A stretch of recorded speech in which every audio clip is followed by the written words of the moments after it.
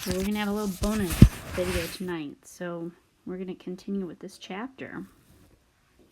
Squirtle, said Flora out loud. She felt a surge of delight at the zippy idiocy of the word.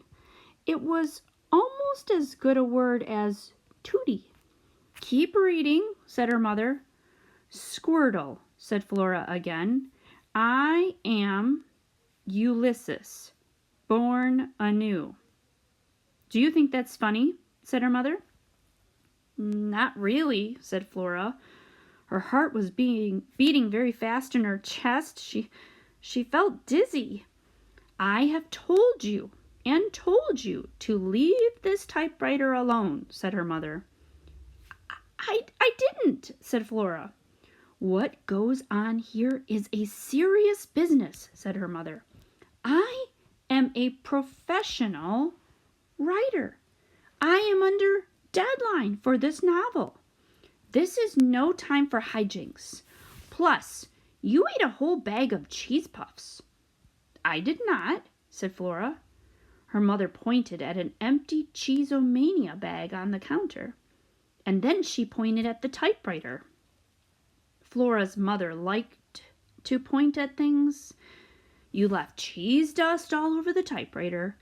That's disrespectful. And you simply cannot eat a whole bag of cheese puffs. It's not healthy. You'll become stout.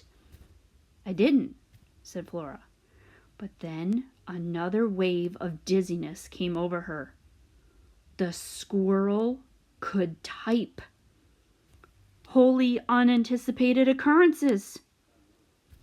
I'm sorry, said Flora in a small voice. Well, said her mother.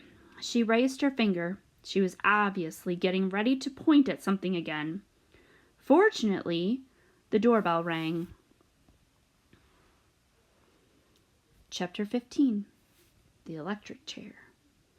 To say that the Buckman doorbell rang would be inaccurate. Something had happened to the bell. Its inner workings had become twisted, warped, confused, so that instead of emitting a pleasant ding or bong, the doorbell now sent an angry, window-shattering, you guessed the wrong answer on a game show kind of buzz through the Buckman house. To Flora, the doorbell sounded like the electric chair. Not that she had ever heard an electric chair, but she had read about electric chairs in Terrible Things Can Happen to You. That particular installment of the comic had not contained any advice other than that it would be best to avoid getting to a place in your life where you might have to face the electric chair and any noises it was capable of making. Flora had found it to be a vaguely threatening and not at all useful issue of Terrible Things. That's your father, said Flora's mother. He rings that doorbell to make me feel guilty. The doorbell buzzed and crackled again. See? Said her mother. Flora didn't see. How could one person ringing a doorbell make another person feel guilty? It was ridiculous. But then just about everything that Flora's mother said or wrote sounded faintly ridiculous to Flora. For example, on feathered wings of joy. Since when did joy have feathered wings? Don't just stand there, Flora Belle. Go open the door. Let him in. He's your father. He's here to see you, not me. The electric chair knell of the doorbell sounded through the house again. For the love of Pete, said her mother. What's he doing? Leaning on the thing? Go let him in, would you? Flora walked slowly through the dining room and into the living room. She shook her head in amazement. Upstairs in her room, there was a squirrel who could lift a vacuum cleaner over his head with one paw.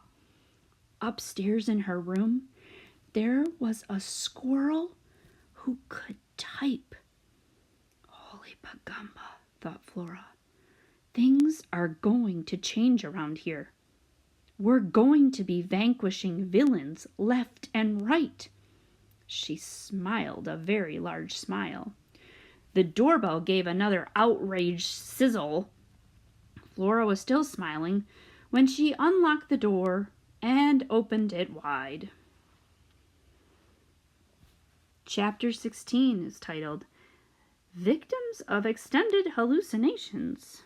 That will